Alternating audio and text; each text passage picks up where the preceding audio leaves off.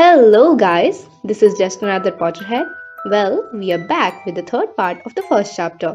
If you haven't heard the first and second part, please go watch it. It is available on our Instagram handle and also on YouTube, and both the links are in the description. So, let's continue. He had found what he was looking for in his inside pocket. It seemed to be a silver cigarette lighter. He flicked it open, held it up in the air, and clicked it. The nearest street lamp went out with a little pop. He clicked it again. The next lamp flickered into darkness.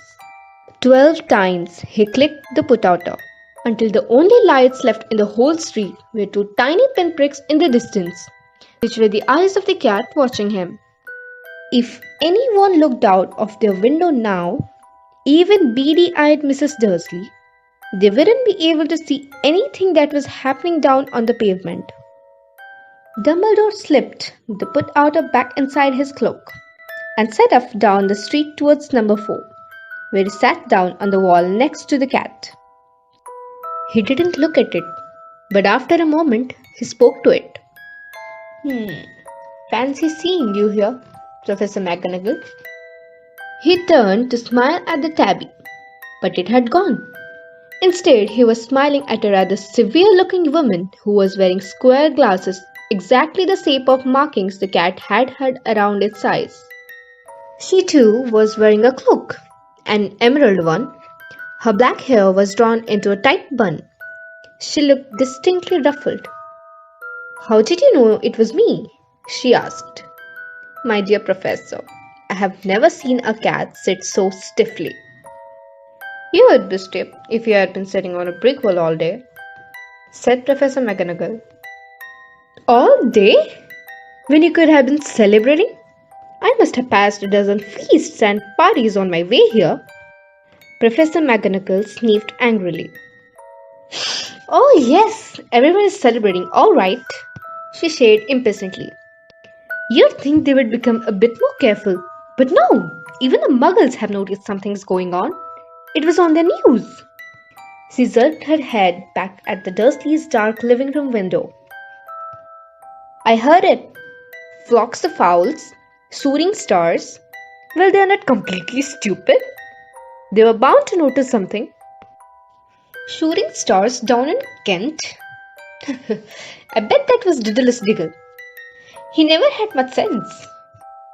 "Oh, you can't blame them," said Dumbledore gently. "We've had Princess Little to celebrate for 11 years. "I know that," said Professor McGonagall irritably. "But that's no reason to lose our heads. People are being downright careless, out on the streets in broad daylight, not even dressed in Muggle clothes, swapping rumours." She threw a sharp, sideways glance at Dumbledore here, as though hoping he was going to tell her something, but he didn't, so she went on. "A fine thing it would be if, on the very day you-know-who seems to have disappeared at last, the Muggles found out about us all." "I suppose he really has gone, Dumbledore." "It certainly seems so," said Dumbledore. "We have much to be thankful for. Would you care for a sherbet lemon?" "A what?" "A sherbet lemon. They're kind of Muggle sweet I'm rather fond of."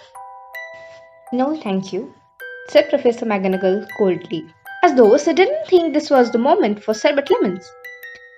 "As I say, even if you-know-who has gone, my dear Professor, surely a sensible person like yourself can call him by his name.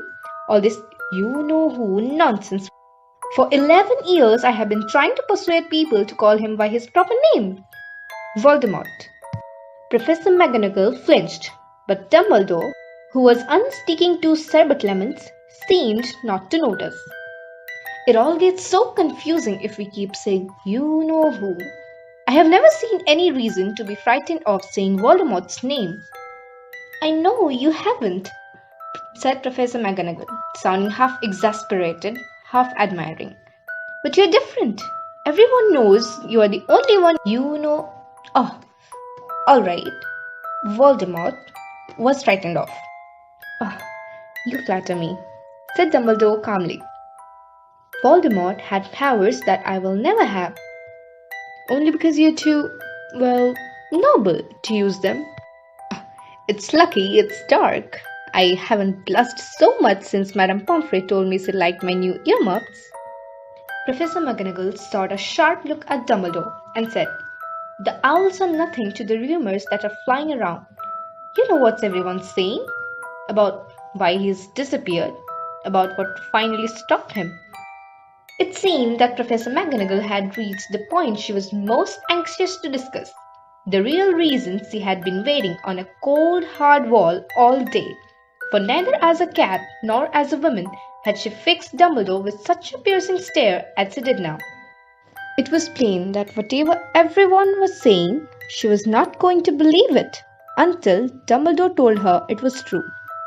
Dumbledore, however, was choosing another sherbet lemon and did not answer.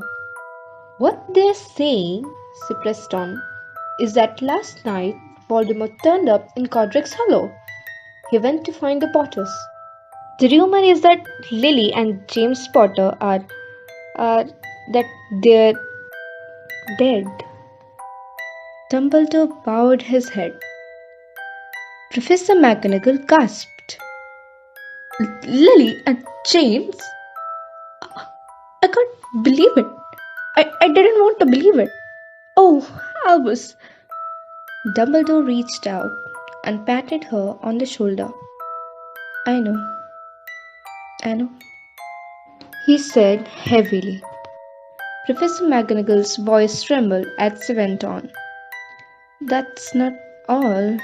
They're saying he tried to kill the Potter's son, Harry, but he couldn't. He couldn't kill that little boy. No one knows why or how, but they're saying that when he couldn't kill Harry Potter, Voldemort's power somehow broke, and that's why he's gone." Dumbledore nodded glumly. It's true?" faltered Professor McGonagall. "After all he's done, all the people he's killed, he couldn't kill a little boy? It's just astounding. Of all the things to stop him. But how in the name of heaven did Harry survive?" "We can only guess," said Dumbledore. "We may never know." Professor McGonagall pulled a lace handkerchief and dabbed her eyes beneath her spectacles. Dumbledore gave a great sniff as he took a golden watch from his pocket and examined it. It was a very odd watch. It had 12 hands but no numbers. Instead, little planets were moving around the edge. It must have made sense to Dumbledore though, because he put it back in his pocket and said, "Hagrid's slate. I suppose it was he who told you I would be here, by the way." "Yes," said Professor McGonagall. "And I don't suppose you're going to tell me why you're here of all the places." "I have come to bring Harry to his aunt and uncle. They're the only family he has left now." Well, that's all for this video, and in the next video we will be completing chapter 1. So, stay tuned. Also, don't forget to like, share and subscribe to our channel.